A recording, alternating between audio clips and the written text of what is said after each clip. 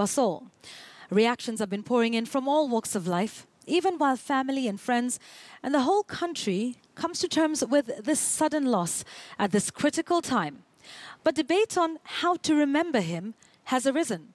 I will get to that in a moment. But first, allow me to call out some rather interesting behavior which has reared its head for some time now every time someone dies. Some celebrate the death of an individual, even calling it fantastic. Surely, when and how did we become this way? Don't get me wrong, I'm not curtailing anyone's freedom of speech, but in exercising our freedom to express ourselves, can we not be tasteful, respectful even? Now, as to how to remember the dead, well, the debate is still on as to just how we should do this. Should we canonize them, make them saints, talk of the good only, not the bad? You know, it's said that in Africa, we don't speak ill of the dead. Whether this will change is a matter of time, and one is free to choose to remember the late general whichever way one chooses. The good, the bad, the challenges or failures and successes.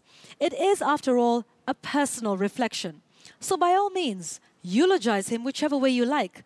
But for heaven's sake, can we be respectful about it? The government, too, has a role to play in keeping the country informed every step of the way. A void of information only leaves room for wild speculation. But celebrating one's death is macabre, to say the least. Hiding behind a keyboard to post hateful comments is cowardly.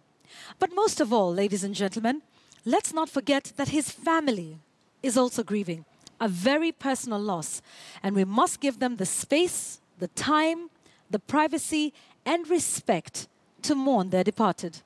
And that tonight is my take. Thanks very much for watching our show tonight.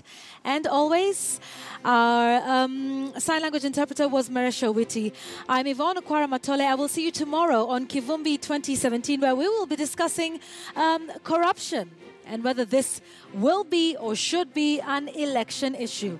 I also want to remind you that the NASA flag bearer, Raila Odinga, who was in hospitalized a little earlier this evening, we understand will be released from hospital and will be making a statement a little later on this evening. You want to stay with KTN News where you get the whole story. As soon as that happens, we will have it live for you here on your 24-hour news channel. From me, it's good night and good luck. I'll see you tomorrow. Bye-bye.